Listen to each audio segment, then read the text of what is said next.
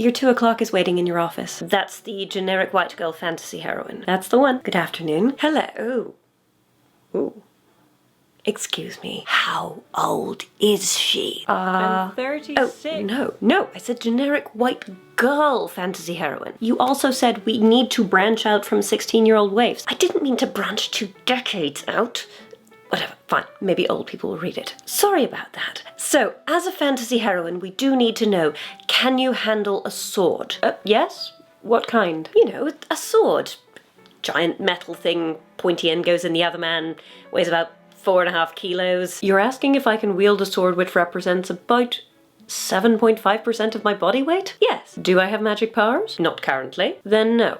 Oh, are you being sarcastic? We love the sarcasm. It's good for the banter with the hot enemy and the childhood best friend who's also naturally hot.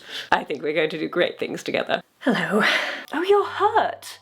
Excellent. Tell me all about it. I wrenched my shoulder in training, which is going to present a little bit of a problem. Because you're going to be stubborn and refuse to let anyone see it until you collapse into the arms of one of your love interests. No, because I'm wearing a male shirt and I can't take it off if I can't raise both of my arms above my head. Your hot childhood best friend is around here somewhere. I'm sure he'll help.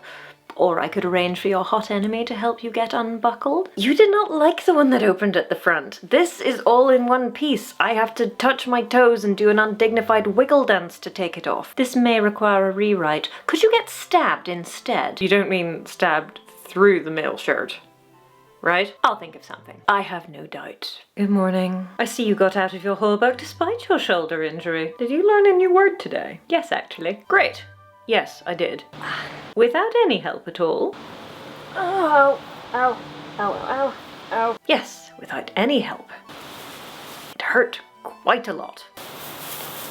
Ah! I still can't brush my hair properly. What was that? Nothing. Well, when your shoulder is mostly healed, don't like the sound of mostly, you will be required to travel on horseback in the company of my hot enemy. Precisely. And when you reach the first way station in the wilderness, there's only one bed. Correct.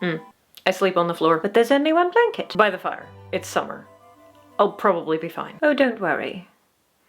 I'm sure I'll think of something. So you're staying overnight at a way station with your hot enemy, and of course, there's only one bed. Yes, fine. I am taking the floor. That's fine. Really? If you feel that's the right choice, then absolutely. It's just a shame about your nightmares. You killed off my husband before the story even started. My kids are staying with my brother and sister-in-law while I try to resolve the plot. And there's a war on. Of course I have nightmares. You wouldn't. I know what the people want. There's going to be grudgingly affectionate cuddling when I wake up screaming and disorientated, isn't there? And possibly some hair stroking. Like I said, I know what the people want. Good morning. Morning. Today we just need to jump back to before you go on your trip with your hot enemy because you need to pack. Possibly including a knife or ornately decorated dagger, but let's start with the clothes. I mean, obviously I'm going to pack a knife. To threaten your hot enemy in the middle of the night? The knife is for eating, though I suppose I could threaten someone with it if sufficiently motivated. Anyway, what kind of clothes? Well, traveling things, and your most beautiful gown, obviously. Are we attending a formal event at our destination?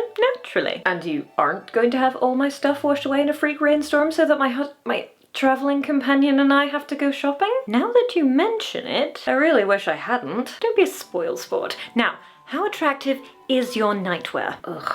Well, I finished packing and I'm ready to go. We need to talk about your hair. Oh, do you like it? Now that my shoulder's better, it's much easier to manage proper hairstyles again. Well, it is very tidy and practical, but couldn't you do something a bit sexier? You said we were going to be traveling a lot, so I picked something that I don't need to redo every day.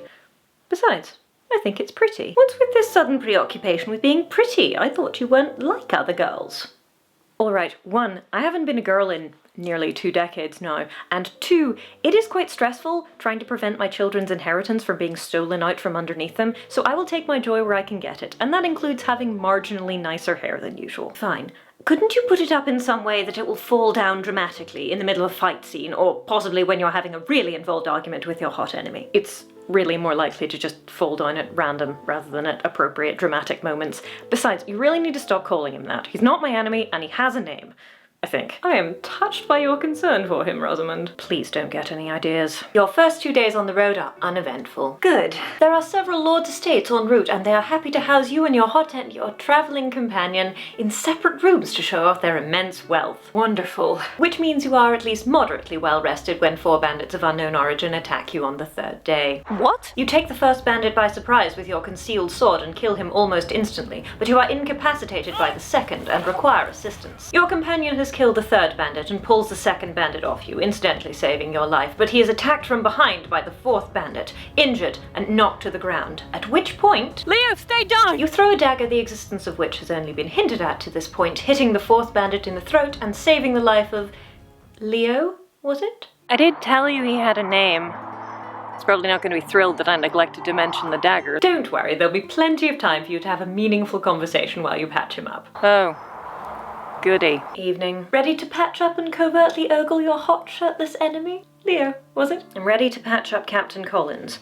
Probably while enduring a lecture about bringing a weapon he didn't know about, even if I did use that weapon to save his life when we were attacked by bandits. Yes, you probably should have told him before you left, specifically when he asked you what weapons you were bringing. I don't think you can blame me for questioning whether anyone disposable enough to send on this mission with me would be competent or trustworthy. I think we can assume that he's well aware you don't trust him. Look, I understand why he might not like it or why he might be suspicious of me now, but we're stuck together regardless, so whether he trusts me or hates me, I don't care, as long as we get where we're going. This may require a dual point of view chapter. It has come to my attention that in the medieval period it was typical to go to an inn and pay for a space in a bed rather than a whole room. And so it's entirely justifiable on the nights you're staying in more modest accommodation that you should be expecting to share a bed with your hot-head with Captain Collins. Caroline, I mean, you denied he was your enemy, but you never denied that he was hot. You do recall that your haphazardly constructed world isn't actually representative of any particular historical period.